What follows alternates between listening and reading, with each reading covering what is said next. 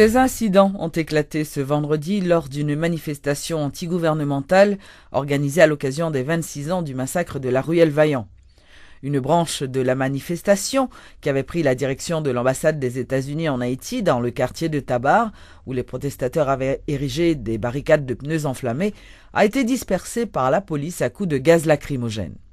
Signalons qu'un important dispositif de sécurité avait été déployé aux abords de l'ambassade où le périmètre avait été encerclé par des policiers et des agents de sécurité affectés à cette ambassade. L'autre branche de la manifestation s'était rendue, elle, à la Ruelle Vaillant, plus précisément à l'École nationale Argentine Bellegarde où des dirigeants de la famille Lavalas avaient salué la mémoire des victimes des élections du 29 novembre 1987.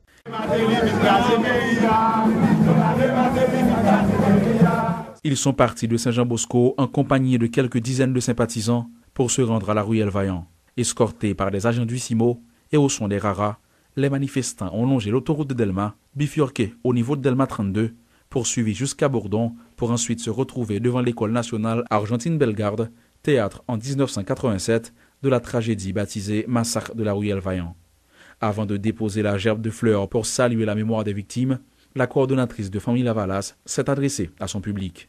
Dans son message, Maryse Narcisse a dressé une liste de nouvelles victimes qu'elle a comparées à celles de 1987 et pour lesquelles elle réclame justice. Nous, tout haïtiens, c'est victimes. Victimes 26 avril 86, tabou victime 29 novembre 87. Nous dit, si pas de coup d'État, si pas de coup d'État kidnapping 2004 là, toutes victimes ont déjà joué une justice. Aujourd'hui, Maryse Narcisse dit percevoir des similitudes entre l'actuel pouvoir en place et le gouvernement de 1987, responsable du massacre de la Ruelle Vaillant. Selon la coordonnatrice de famille Lavalas, le refus exprimé par l'exécutif d'organiser des élections peut être rapproché avec le comportement des dirigeants de 87. Maryse Narcisse appelle ses partisans à rester mobilisés. Pour nous pas arriver dans l'autre Ruelle Vaillant, nous mettons tout le peuple en tête nous ensemble pour nous déboucher sur une délivrance démocratique. Cette manifestation qui s'est déroulée sans incident majeur a duré environ 3 heures avant de prendre fin au Champ de Mars sur la place des Salines. Sur le parcours, on a pu reconnaître le sénateur John-Joël Joseph du MOPAM, le leader du MONOP André Fado et le porte-parole du FOPARC Timothée Roni. C'étaient les seuls protagonistes des précédentes manifestations qui étaient présents.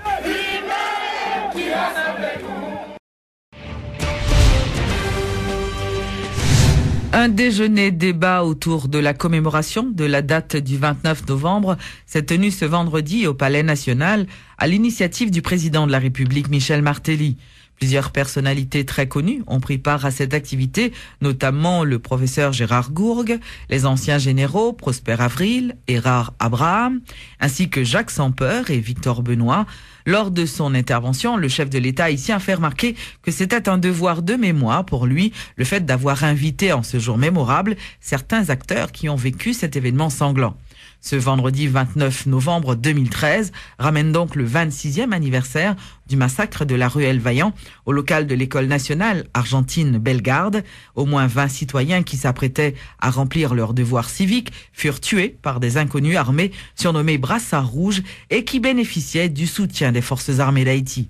Rappelons que le pays était à l'époque dirigé par le Conseil national du gouvernement présidé par le général Henri Namphy. Le ministre haïtien des Affaires étrangères, Pierre-Richard Casimir, a lancé un appel au calme à tous les Haïtiens. Le chancelier a fait remarquer que les manifestations, souvent violentes, qui se sont succédées ces derniers jours, pourraient décourager les investisseurs à venir s'installer dans le pays. La 5e édition de la foire binationale écotouristique et de production s'ouvrira samedi à Savanette, dans le département du Centre, dans un contexte où les relations entre Haïti et la République dominicaine sont tendues. 4 types d'activités marqueront la célébration de la foire cette année pendant les 15 prochains jours. Des expositions agricoles, artisanales, artistiques, des conférences-débats sur des thèmes spécifiques seront organisées. L'agronome Jean-Camille Bisserette, l'un des organisateurs, nous parle de l'utilité de cette foire. Lorsqu'on organise maintenant ces genres de manifestations, non seulement ça permet de mettre en valeur tout ce qu'on a maintenant au niveau comme richesse naturelle, culturelle et historique, parce que nous avons des ressources en commun entre Haïti et République dominicaine, que ce soit maintenant nos rivières, que ce soit nos montagnes, que ce soit les écosystèmes, parce qu'il y a un problème en Haïti, le problème est déjà existant en République dominicaine, et à côté de ces richesses, les gens vivent dans la précarité, tout simplement parce que ces gens ne peuvent pas mettre en valeur maintenant ces richesses. Or, la foire, c'est vous faire la promotion de l'écotourisme, et avec l'écotourisme, ça permet de mettre, non seulement de créer, d'augmenter des revenus et de créer des emplois, mais d'aider également à la préservation maintenant de la nature et à la culture maintenant, qui est un grand patrimoine. C'est pourquoi la foire est intéressante, non seulement pour permettre maintenant de mettre les acteurs, que ce soit maintenant les artistes, les artisans, les producteurs, et les deux États ont toujours maintenant appuyé maintenant la foire.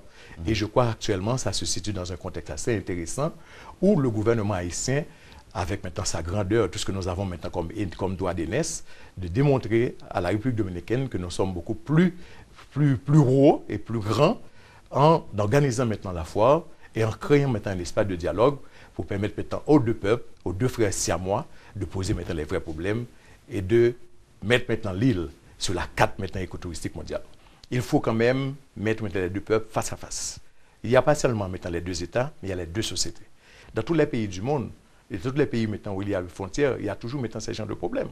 Donc ce que nous devons faire, c'est ne pas laisser maintenant aller à l'émotion, de regarder maintenant avec maintenant de grands yeux et de profiter maintenant de la foire, qui est un grand espace maintenant de dialogue, qui est un espace maintenant d'échange, et de voir comment peut-on porter maintenant les deux peuples, à mettre maintenant leurs ressources, à regarder maintenant ce qu'ils ont, comment maintenant ils peuvent maintenant travailler ensemble, comment ils font faire et d'abord développer chaque municipalité, que ce soit maintenant Savanette et puis maintenant Ondevaille, et comment maintenant ils peuvent développer des projets conjoints.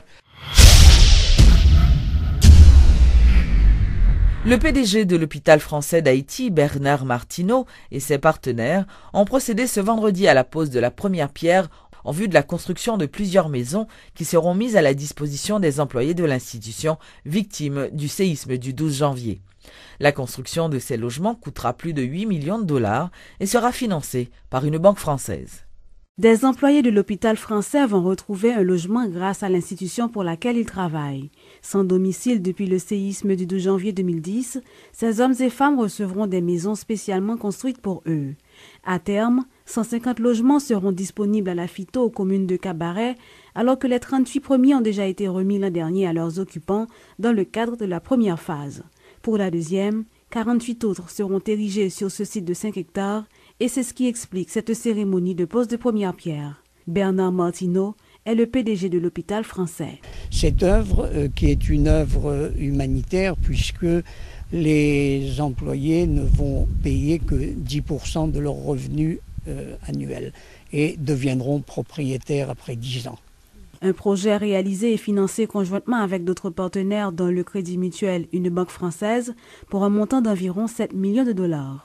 Jean-Paul Fischer, grand ami d'Haïti et chef d'entreprise, a lui aussi joué un grand rôle pour faire progresser ce projet de logements sociaux. On a essayé de faire des logements qui soient des logements de qualité. Vous pourrez constater vous-même, ce sont des vrais logements et ce ne sont pas des logements d'urgence avec toutes les commodités, salle de bain, cuisine, enfin un ensemble qui peut être comparé aux logements qui se font en Guadeloupe, en Martinique ou en métropole. Les heureux bénéficiaires saluent cette initiative tout en se montrant reconnaissants envers leur patron qui a mis le terrain à leur disposition.